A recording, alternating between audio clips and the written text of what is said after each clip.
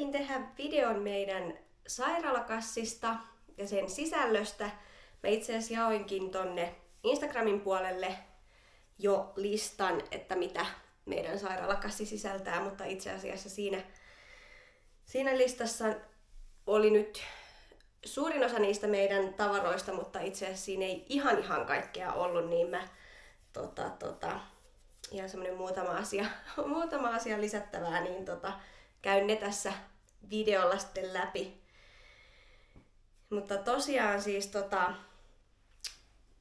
minulle lähtee mukaan sairaalaan ihan tietysti kotiutumisvaatteet, eli mä oon valkannut kotiutumisvaatteeksi ihan kollarit. Sitten mä oon ottamassa tämmösen väljän kollegipaidan ja ihan sitten tavallisen teepaidan. Tietystihän mulla on jotain vaatetta päällä siinä vaiheessa, kun sinne sairaalaan mennään, mutta otin nyt sitten niin kuin ihan puhtaat vaatteet vielä kotiutumisvaatteeksi mukaan. Sitten en tiedä tuunko tarviimaan, mutta otan siis ihan oman aamutakin mukaan. Kyllähän sairaalastakin saa aamutakin, mutta tää voi olla ehkä vähän mukavampi tää oma aamutakki päällä. Ja sitten otan myös varmuuden vuoksi, jos tulee viileä, niin otan villasukat itselleni.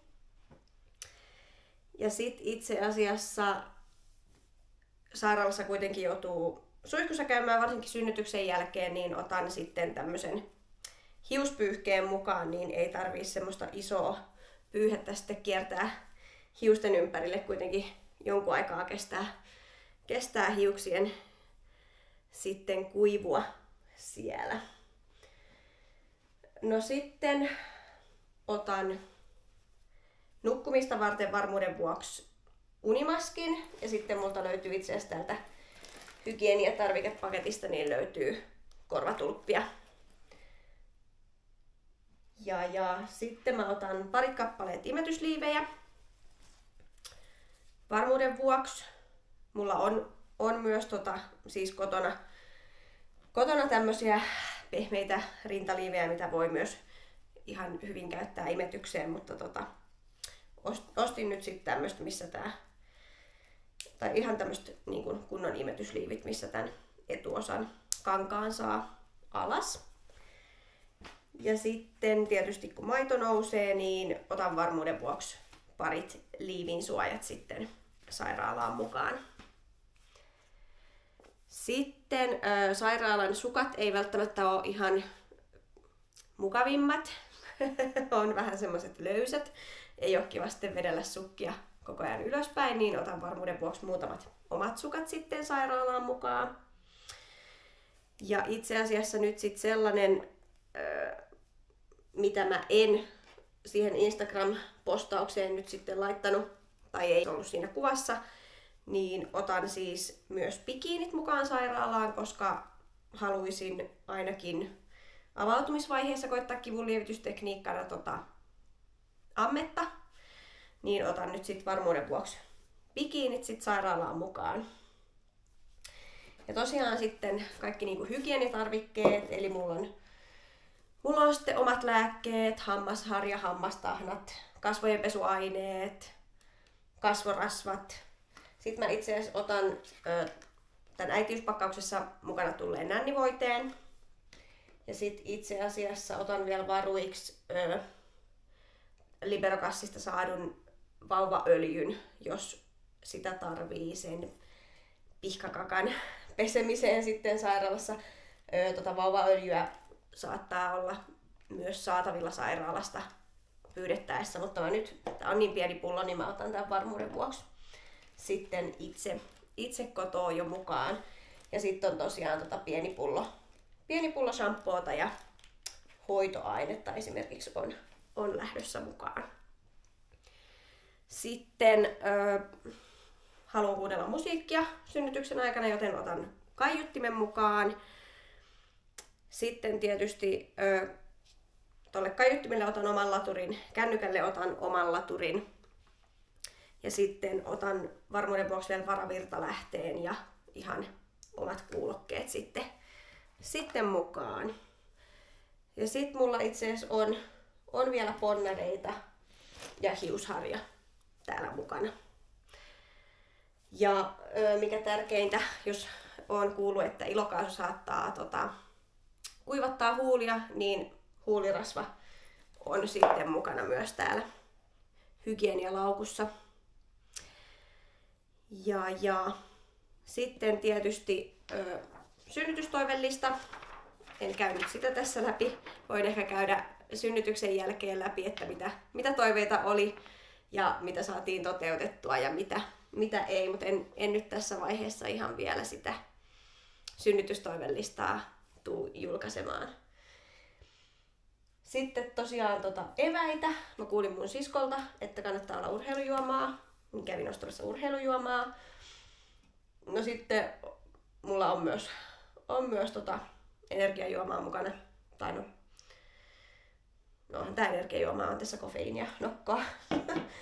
Sitten ihan eväitä sitten osastolle, niin otan siis ihan suklaata sitten tämmösen, ystävä lähetti tuossa viime viikolla semmosen pienen herkkukorin, niin alkoholitonta skumppaa. Saa sitten boksauttaa synnytyksen jälkeen. Sitten mulla itse asiassa on vähän proteiinipatukoita. Taateleita. Itse asiassa tykkään muutenkin napostella taateleita niin kuin välipalaksi. Mutta sitten synnytyksen jälkeen varsinkin on ihan hyvä, jos toi vatsa toimis sitten kunnolla, niin senkin takia otan taateleita ja sitten on vielä pähkinöitä mukana. Täytyy katsoa, käynkö ostamassa vielä jotain proteiinijuomaa tai jotain. Ja sitten tärkeimpänä juomapullo. Mä itse asiassa otan tämmöisen urheilujuomapullon, niin ei sitten tarvi pelätä, että vedet kaatuu synnytyksen aikana sitten rinnuksille, kun tässä on tää tämmönen hyvä mikä tämä on? Ei ole pilliä, mutta on tää tämmönen imujuttu. Sitten automatkalle varmuuden vuoksi mukaan. Sitähän ei tiedä, että tuleeko vedet jo kotona, tuleeko ne autossa, tuleeko ne vasta sitten sairaalassa synnytyksen aikana. Niin otan autoon varmuuden vuoksi pyyhkeen sekä sit niin kuin roskapussin pyyhkeen alle, ettei sitten mene vedet tonne auton nahkapenkille, vaikka nahkapenkki olisikin helppo puhdistaa, mutta mieluummin ehkä varautuu sitten noilla tavaroilla, kuin joutuu sitten mihinkään pesupuuhiin. Sitten siirrytään vauvalle otettaviin tavaroihin. Nämä nyt on ehkä semmoisia, mitä ei välttämättä tarvii, nämä mitä mä ensiksi käyn. Mutta otan nyt varmuuden vuoksi, ei nämä nyt hirveästi vie sitten tilaa tuolta kassista. Eli otan ainakin yhden pyjaman ja muutamat housut ja podit mukaan.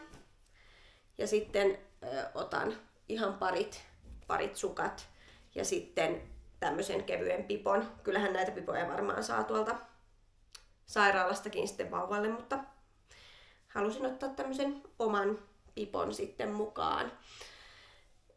Ja tosiaan kotiutumisvaatteet, niin täytyy nyt katsoa sitten vähän, että minkälainen keli on, että laitanko jotkut noista sitten podeista ja housuista.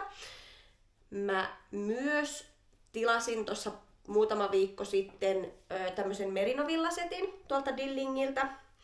Eli jos on sitten vähän vilposempi, niin saatan pukea vauvan sitten tähän merinovillasettiin. Ja sitten meillä on pipo, itse asiassa meillä on Popin tämmönen ohuempi pipo. Ja jos on sitten tosi kylmä, niin laitan siihen sitten vielä tämmöisen toisen pipon päälle. Ja sitten saatan laittaa Anopin neulomat villasukat vauvalle ja sitten itse asiassa Dillingiltä tilasin myös tämmöiset fleesehanskat. Niin nämäkin voi sitten laittaa vauvalle käteen. Ja sitten tosiaan semmoiset tärkeät, eli toi turvakaukalo lähtee mukaan. Mä itse asiassa laitoin siihen tänään nyt sitten valmiiksi tämän tämmöisen lämpöpussin. Eli vauva ei sitten tarvii ton lämpöpussin takia niin paljon sitten vaatetta, kun sieltä synnyriltä sitten lähdetään jossain vaiheessa kotiin. Ja sitten itse asiassa siinä vaiheessa, kun ollaan lähdössä sinne sairaalaan, no itse asiassa mulla nyt ei hammasharjaa ole vielä valmiina tuolla hygieniatarvikepussissa, eli koska se on semmoinen, mitä kuitenkin käyttää joka päivä, niin täytyy itse asiassa siinä vaiheessa muistaa ottaa hammasharja. Ja samoin on sitten noi lääkkeet ja lompakko. Ainakin semmoiset niin kuin tärkeimmät. Ja tietysti toi turvakaukalo täytyy muistaa ottaa mukaan. Jalusta onkin jo autossa sitten valmiina. Ja sitten ehkä otan vielä meikit mukaan, jos haluaa vähän laittautua sitten joku päivä synnytyksen jälkeen. Ei tietysti ole mikään pakko, mutta otan nyt ehkä varmuuden vuoksi sitten meikit. Tällainen on meidän sairaalakassi.